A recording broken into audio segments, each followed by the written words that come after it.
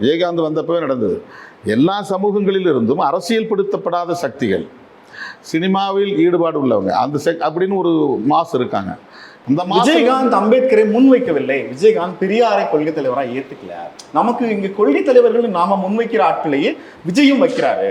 விஜய் பொதுவாக அது மகிழ்ச்சி தானே. ஓகே, அது வரவேற்கிறோம்ல.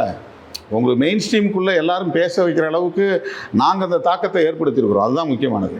இப்போ விடுதலை சிறுத்தைகள்னு ஒரு அமைப்பு வராத காலத்தில் விஜய் கட்சி தொடங்கியிருந்தாருன்னா அவர் அம்பேத்கரை ஒரு கொள்கை தலைவராக வச்சிருக்க மாட்டாருங்கிறது என்னுடைய கணிப்பு. உறுதியாக சொல்கிறேன். ஆமாம்.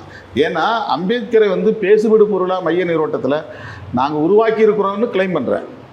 உண்மை.